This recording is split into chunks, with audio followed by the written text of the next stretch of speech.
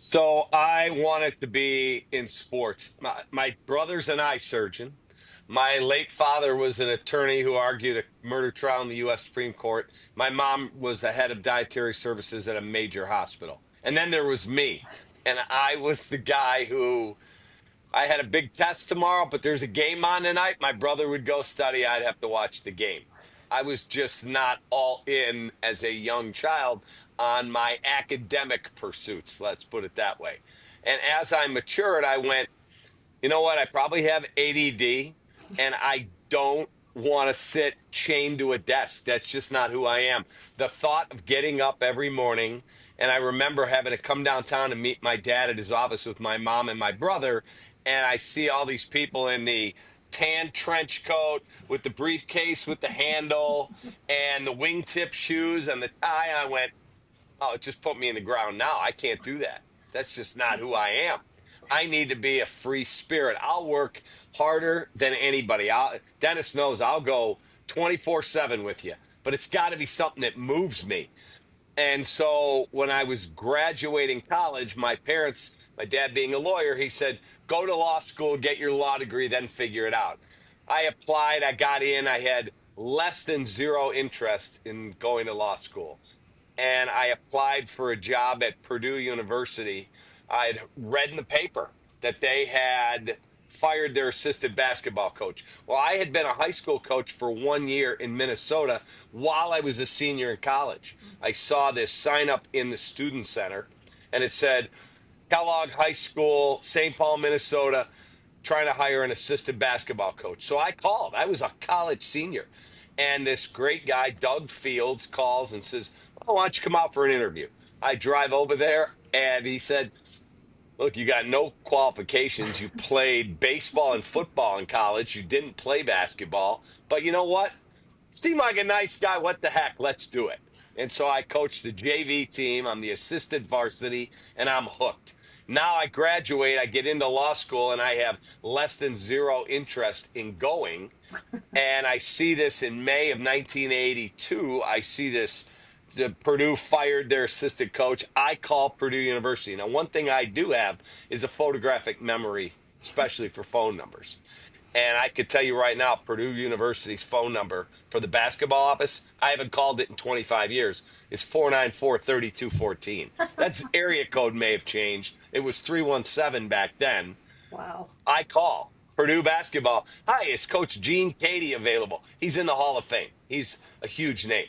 Yeah, who's calling? You tell him it's David Kaplan from Kellogg High School. I'm the coach here. And he takes the call, and we start talking. He said, how old are you? 21. He said, and you're the head coach there? No, I was the JV head coach. Uh-huh. Call me back in 10 years when you get more experience. The next day, same Sun Times little agate column, and announces that Northern Illinois University had their assistant had resigned. He's going to be a junior college coach. I don't even know who the coach at Northern is. I knew who the coach at Purdue was. I call Northern Illinois. I call four directory assistants 411. Now you go on Google. There was no Google then. 411 directory assistants. Do you have a phone number for the basketball office at Northern Illinois? 753-1000 is the university. I call it 815 Northern Illinois. Hi, could you connect me to men's basketball? By the way, what's the name of your coach? John John McDougal, 753-1633. I call. Now, Purdue had a secretary. He doesn't even have a secretary. Basketball coach McDougal. I said, Coach McDougal, my name's David Kaplan from Kellogg High School in St. Paul, Minnesota, and I would like to apply for the job that you guys just announced. He said, what's your level of experience? I'm 21. I was the JV coach here for 1 year. Yeah, no chance. You got no shot. My AD wants someone with recruiting experience. I said, Coach, just let me get in the car and drive out there. I promise when you meet me, you're going to want to hire me. No chance. Well, if he was still alive, he would say to you, because this was his quote at a banquet shortly before he died, he said, I only let that son of a bitch drive out here to get him off the phone. And I drive out there. I borrow a tie from my dad, got my little blue blazer on. I drive out to DeKalb. I meet with him and we go walk around campus. We go do all of these different things. That's the arena, and that's where our players live, and that's where they eat. And we get done. He walks me to my car and he said, "Thanks for coming. You're a hell of a nice young man, and you're utterly unqualified for this job." And I get in the car and I'm irate. Like, how can this SOB not see I could do this job? That's May.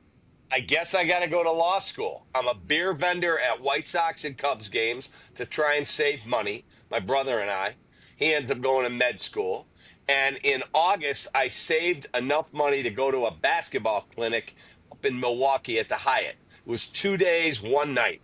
I pay my way. I'm by myself. I'm sitting there with 600 other coaches. I'm writing down plays and strategies and all that. And I get paged. There's no cell phones back then. I get paid to come to the front desk. It's a call from my mom. She said, "Hey, uh, Coach McDougal from Northern Illinois called. I haven't talked to this guy since May. I've written to him. I got a card back. That was it. And I've already written the job off, obviously. And so I call him. It's like 9:30 at night. He goes, "Well, you're a tough guy to get a hold of. I finally hired someone. I just wanted you to know from me. I didn't want you to read it somewhere." And I said, "Oh, I appreciate it. I didn't think I was getting the job." Ironically, the guy that got fired at Purdue, he hired as his assistant. Yeah, it's so weird. And he said, "This afternoon, my part-time assistant, which is part-time pay, full-time hours, he resigned. And if you want that job, it's yours. I won't even post it." And I said, "Done, I'm in." He's like, "Well, hold on a minute. You're supposed to start law school next week, right?" "Yeah, screw law school, coach. I have zero interest in going." He said, "I haven't even told you what it pays." I said, "I don't care." He said, "Okay, you got to be here next Thursday. It pays $4,250 a year. And that's before taxes. And there's no housing. You got to get your own apartment." I said, "In, see you next Thursday." And I came home. I sat my parents down. I said, "We got to have a serious talk here. I got something in my life." And they're both sitting there. I could see them. They're both gone now. And my mom's like, "Oh, God, who did you get pregnant?" And I said, "I didn't get anybody pregnant. I cannot go to law school. I can't do it. I'm taking this job. I'm going to do it." My parents said, "All right." And my dad said to me, "If you're going to do this, you got to do it one way. You got to live life all in. And if you don't make it in that field, you don't want to look back and go, 'God, if I'd have taken it more seriously, maybe I'd have made it.'" And so I have "Live Life All In" tattooed on my shoulder. And I end up staying there 4 years. I get promoted to full-time recruiter. Same money, mind you, 4250 a year. But I was there 4 years. I made lifelong friends, and then he gets fired. He's gone. Now what am I going to do?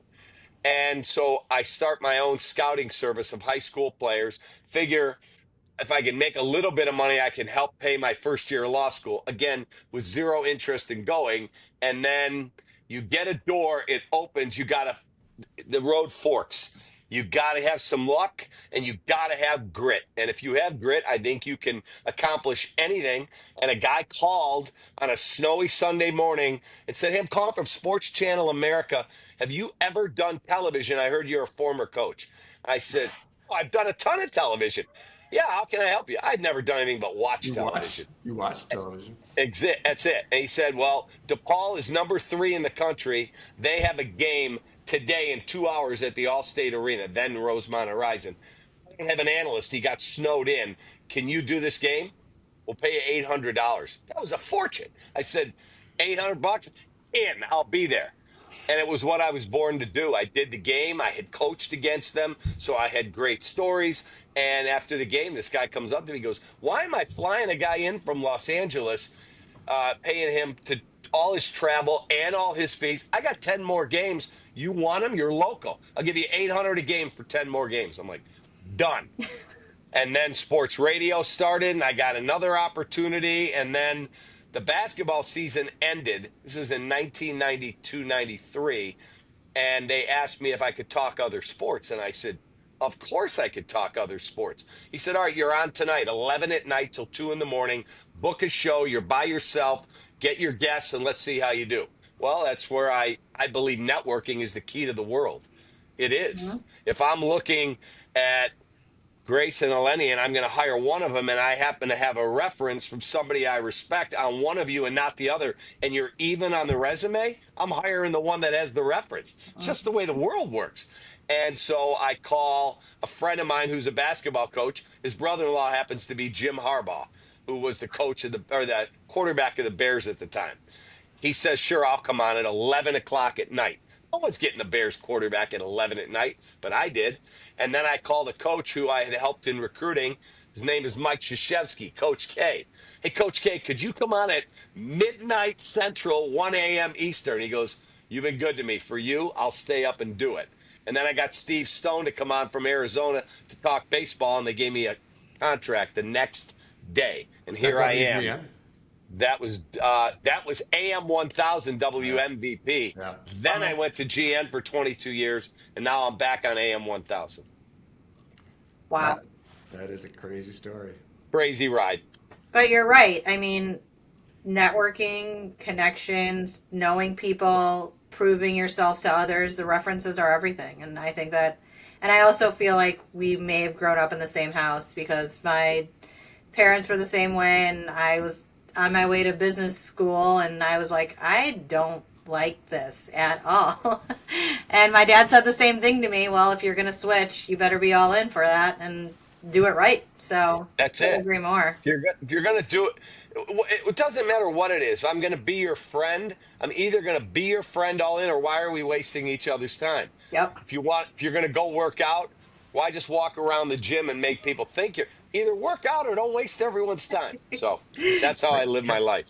Cap, I think you would love Eleni's dad because Eleni, explain the triangle that's on the wall in back of Oh, your office. yes. So Is that the John Wooden Pyramid of yeah, Success? yeah, exactly. So every day, so my dad, big basketball fan, player, all about Coach Krzyzewski, everyone. I learned it and didn't play it or any sports really, which was to his, not happiness. Chagrin. Yeah. But every day would be I'd get later on in life with text messages would be like failing to prepare is preparing to fail.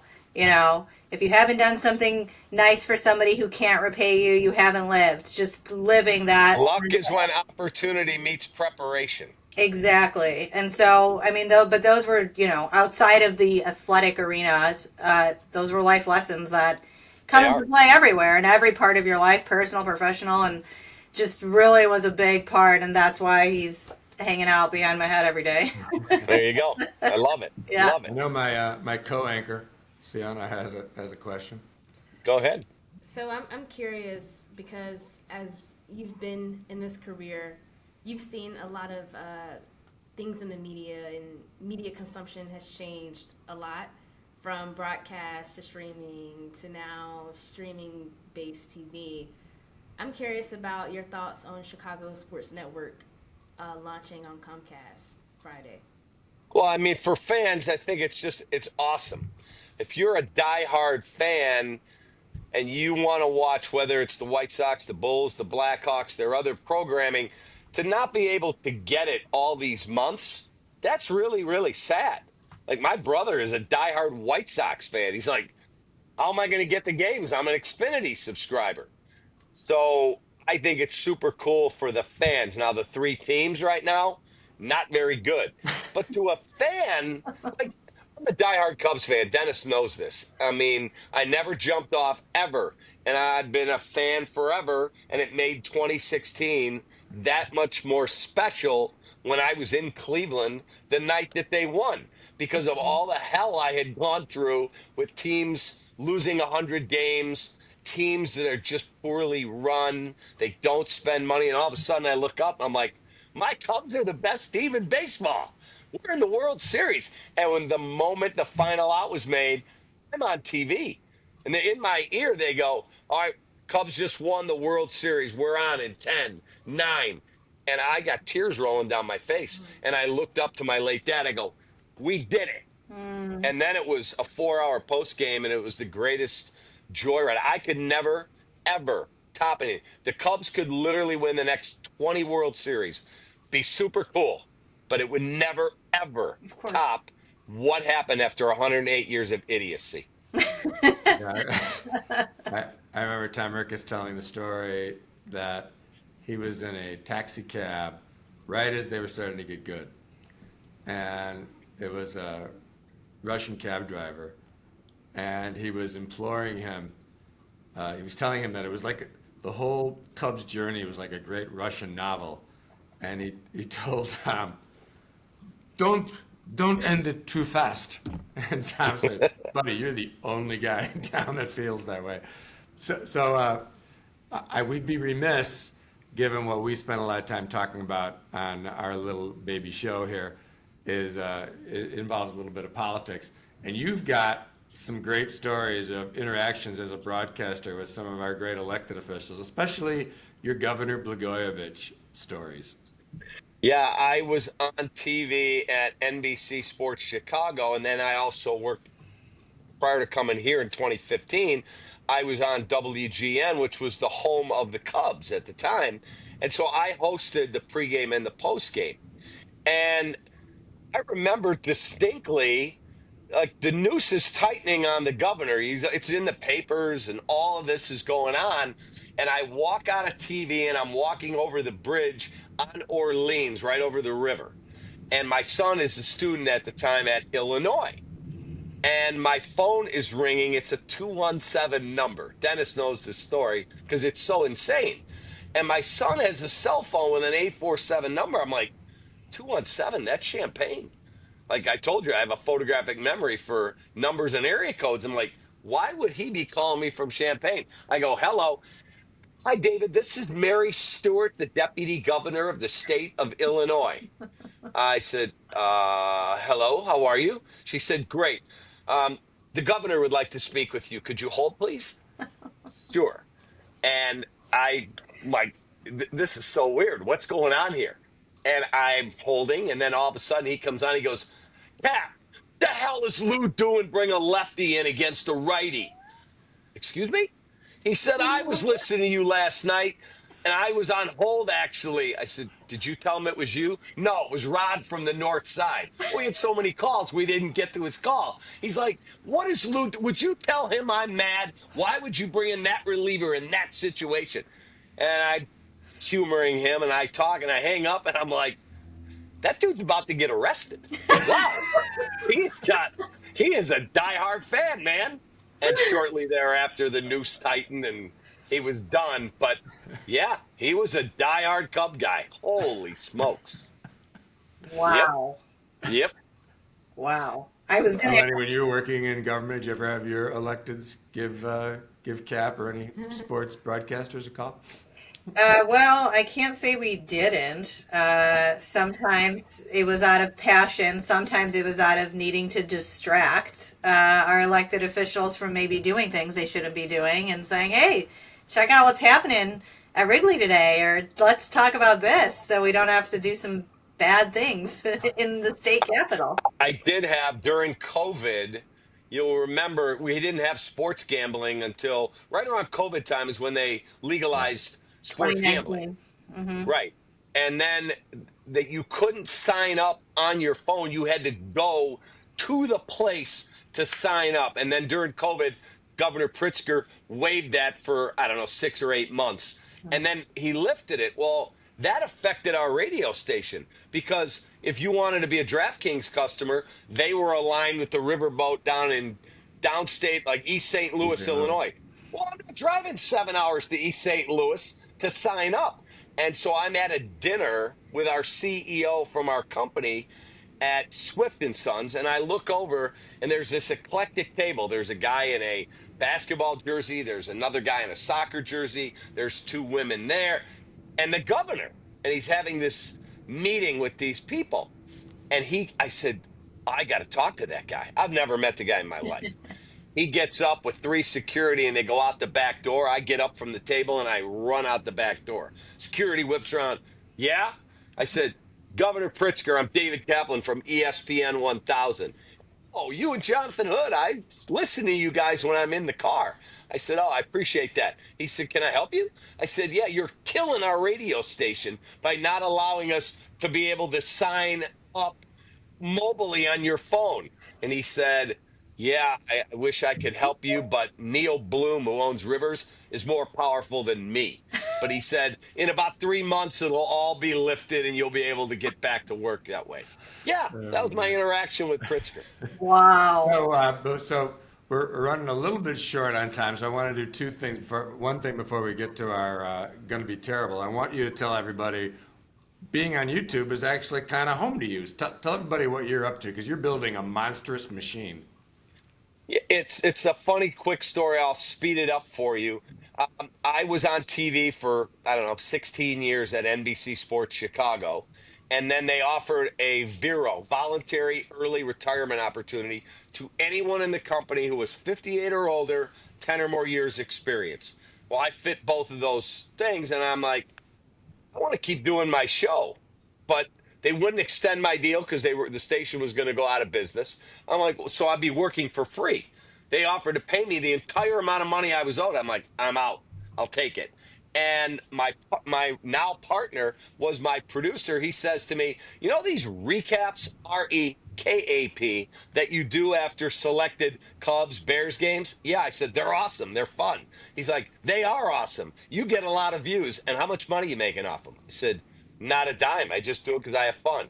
He's like, let me build you a YouTube channel. But if you do it, you have to commit. You will never, ever miss a game. Not one.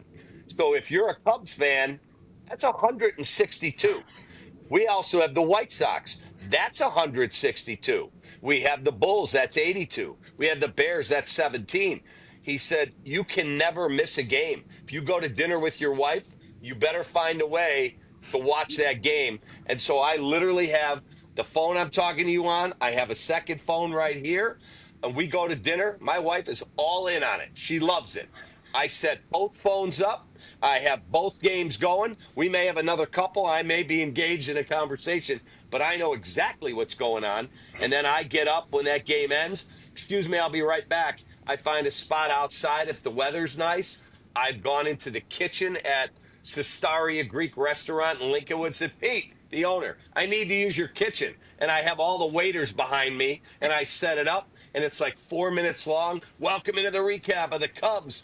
2-0 victory over the Cardinals. And I do it with a flair and an honesty where I'm sure there are moments Craig Counsell or Jed Hoyer or Tom Ricketts or whoever go, okay, would this guy dial it down just a little?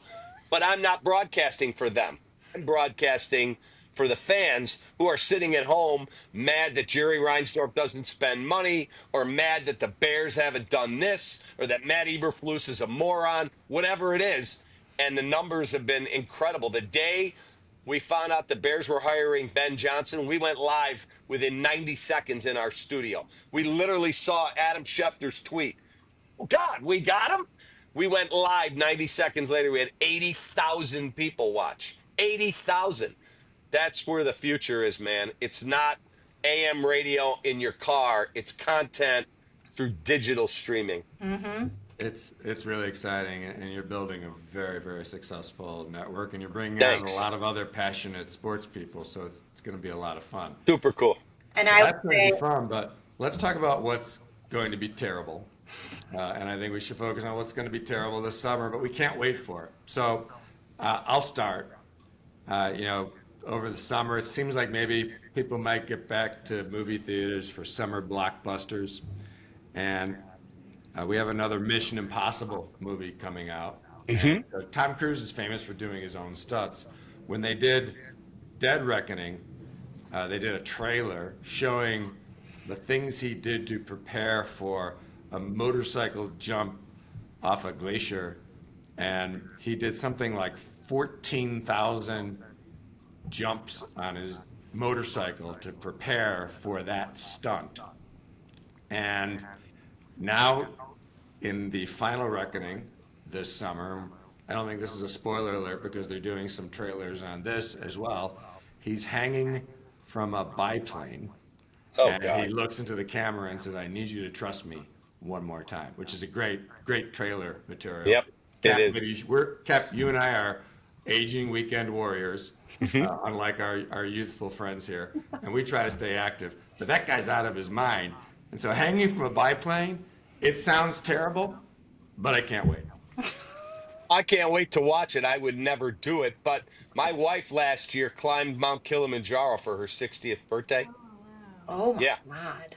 yeah, insane. She So trained like a she does her own. monster. So she and Tom Cruise do their own stunts. Yeah, it was insane. 8 nights on a mountain with no beds, no bathrooms, just a porta potty, and they are climbing 19,341 feet. And she said, "I'm gonna make it," and Yes. she did, Wow. and made it to the top. And she invited me to go. I'm like, yeah, no, no, no, no. I need a shower every day, 2 of them. But I did do the rim to rim of the Grand Canyon with her.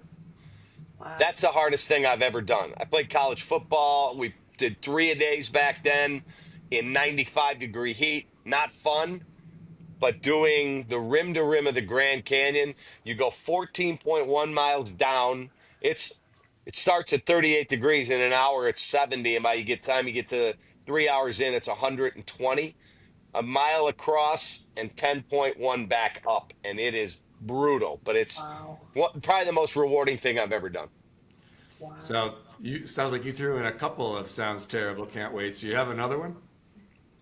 Sounds terrible. Can't wait. Wow, another one that would be awful to me. She wants us to climb in Japan, Mount Fuji.